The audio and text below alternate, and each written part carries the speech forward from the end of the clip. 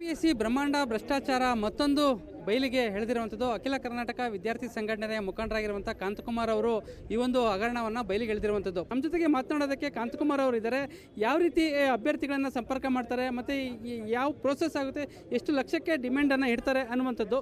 Sir, ಇದು ಕೆಪಿಎಸ್ಸಿಯಲ್ಲಿ 2024 notification ಆಗುತ್ತೆ. ಜನವರಿ 8ನೇ ತಾರೀಕು ಎಕ್ಸಾಮ್ ಆಗುತ್ತೆ ಕೆಪಿಎಸ್ಸಿಲಿ. ಪ್ರಾವಿಷನಲ್ ಲಿಸ್ಟ್ ಬಿಟ್ಟಿದ ತಕ್ಷಣ ಅದರಲ್ಲಿ ಪ್ರಾವಿಷನಲ್ ಲಿಸ್ಟಲ್ಲಿ ಇಂಡಿವಿಜುವಲ್ ಸ್ಕೋರ್ ಲಿಸ್ಟ್ ಇರಲ್ಲ, ಅಡ್ರೆಸ್ ಇರಲ್ಲ, ಫೋನ್ ನಂಬರ್ ಇರಲ್ಲ, ಓನ್ಲಿ ರಿಜಿಸ್ಟರ್ ನಂಬರು, ನೇಮ್ ಇರುತ್ತೆ. ಆ ನೇಮ್ ಇಟ್ಕೊಂಡು ಕ್ಯಾಂಡಿಡೇಟ್ಸ್ಗೆ ಮಿಡಲ್ ಮ್ಯಾನ್, ಏಜೆಂಟ್ಸು ಮತ್ತು KPSC ಮೆಂಬರ್ಸು, ಚೇರ್ಮನ್ನು ಇನ್ಕ್ಲೂಡಿಂಗ್ ಆಗಿ ಆ ಡಾಕ್ಯುಮೆಂಟ್ಸ್ ಎಲ್ಲ KPSCಲಿ ಇರೋಂಥದ್ದು ಡಾಕ್ಯುಮೆಂಟ್ಸು, ಫೋನ್ ನಂಬರ್ಸ್ ಕೊಟ್ಟು, ಅಂದರೆ ಏಜೆಂಟ್ ಕಡೆಯಿಂದ ಫೋನ್ ಮಾಡಿಸಿ ಒಂದೊಂದು ಪೋಸ್ಟ್ಗೆ 80 ಲಕ್ಷ ಡಿಮ್ಯಾಂಡ್ ಮಾಡ್ತಾರೆ ಸರ್. ಒಂದು ಪೋಸ್ಟಿಗೆ 80 ಲಕ್ಷ, 40 ಲಕ್ಷ ಅಡ್ವಾನ್ಸ್ ಕೊಡಬೇಕು. ನೀವು 1:3 ಲಿಸ್ಟಲ್ಲಿ 1:3 ಪ್ರಾವಿಷನಲ್ ಲಿಸ್ಟಲ್ಲಿ ಇರ್ತಿರಲ್ಲ, ಎಷ್ಟೇ ಮಾರ್ಕ್ಸ್ ಬರಲಿ ಫೈನಲ್ ಲಿಸ್ಟಿಗೆ ನಾವು ಸೇರಿಸ್ತೀವಿ. ಸಪೋಸ್ ಒಂದು ನಿರ್ದಿಷ್ಟ ಟೈಮಲ್ಲಿ ಏನು ಮಾಡ್ತಾರೆ, OMR ಶೀಟ್ ಆಚೆ ತೊಗೊಂಬಂದು ನಿಮಗೆ ಫಿಲ್ ಮಾಡಿಸ್ಬಿಟ್ಟು ಒಳಗಡೆ ಇಡ್ತೀವಿ ಅಂತ ಹೇಳ್ತಾರೆ. ಬಿಫೋರ್ 1:3 ಲಿಸ್ಟು 1:3 ಲಿಸ್ಟ್ ಬಿಟ್ಟಾದಮೇಲೆ ಅದನ್ನು OMR ಶೀಟ್ಸು ಆಗಲಿಲ್ಲ ಅಂತಂದ್ರೂ ಫೈನಲ್ ಲಿಸ್ಟಲ್ಲಿ ನೀವು ದುಡ್ಡು ಕೊಟ್ಟರೆ ಏನಂತಂದರೆ 80 ಲಕ್ಷದಲ್ಲಿ 40 ಲಕ್ಷ ದುಡ್ಡು ಕೊಟ್ಟು ನಿಮ್ಮ ಒರಿಜಿನಲ್ ಡಾಕ್ಯುಮೆಂಟ್ಸ್ ನಮಗೆ ಕೊಟ್ಟರೆ ಫೈನಲ್ ಲಿಸ್ಟಲ್ಲಿ ನಿಮ್ಮ ಹೆಸರು ಇರುತ್ತೆ. ಆಮೇಲೆ ನೀವು ಡಾಕ್ಯುಮೆಂಟ್ ವೆರಿಫಿಕೇಷನ್ ಹೋಗಬೇಕು ಅಂದಾಗ ನನಗೆ 40 ಲಕ್ಷ ಬ್ಯಾಲೆನ್ಸ್ ಇರೋದು ಅಮೌಂಟು ಕೊಟ್ಟು ನೀವು ಡಾಕ್ಯುಮೆಂಟ್ಸ್ ತೊಗೊಂಡೋಗಿ ಡಾಕ್ಯುಮೆಂಟ್ ವೆರಿಫಿಕೇಷನ್ ಮಾಡಿಸ್ಕೊಬೋದು ಅಂತ ಹೇಳಿ ಈ ಥರ ಡಿಮ್ಯಾಂಡ್ಸು ಮಧ್ಯವರ್ತಿಗಳಿಗೆ ಕಾಲ್ ಮಾಡಿ ಮತ್ತು ಕ್ಯಾಂಡಿಡೇಟ್ಸ್ಗೆ ಈ ಥರ ಕರೆ ಮಾಡಿದ್ದಾರೆ.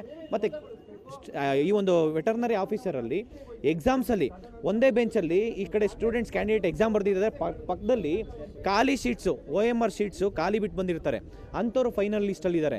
ಮತ್ತು ಎಷ್ಟೋ ಜನ ಕ್ಯಾಂಡಿಡೇಟ್ಸು ಬೇರೆ ಸ್ಟೇಟಿಗೆ ಹೋಗ್ಬಿಟ್ಟು ಕ್ವಶನ್ನ ಮಗ್ಗಪ್ ಮಾಡಿಸಿ ಆಮೇಲೆ ಬಂದು ಎಕ್ಸಾಮ್ ಬರೆದಿದ್ದಾರೆ.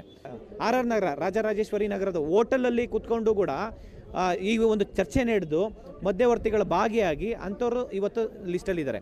IFS sir, Indian forest service, ಅಂದರೆ UPSC ಎಕ್ಸಾಮ್ಸ್ ಕಂಡಕ್ಟ್ ಮಾಡೋದ್ರಲ್ಲಿ ಅದರಲ್ಲಿ ಟಾಪರ್ಸ್, ಕರ್ನಾಟಕದ ಟಾಪರ್ಸು ಅವರು 300 ಮಾರ್ಕ್ಸ್ ತೊಗೊಳಕ್ಕಾಗ್ತಾಯಿಲ್ಲ ಈ KPSC ಎಕ್ಸಾಮ್ ನಡೆಸಿರೋಂಥದ್ರಲ್ಲಿ ಔಟ್ ಆಫ್ 600ಗೆ.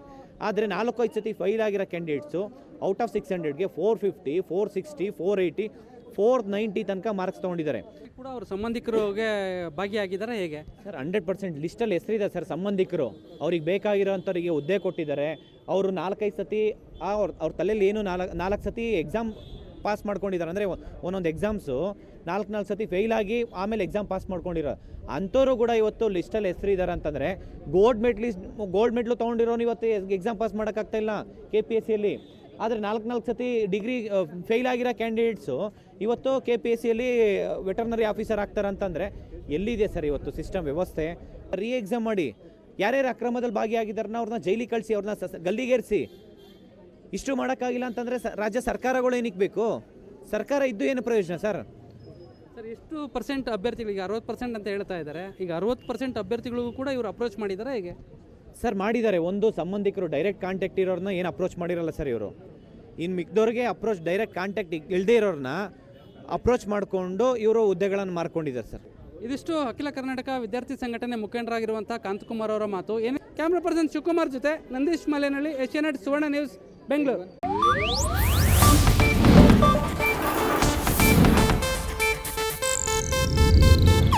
ಇದು ಏಷ್ಯಾನೆಟ್ ನ್ಯೂಸ್ ನೆಟ್ವರ್ಕ್ ಪ್ರಸ್ತುತಿ.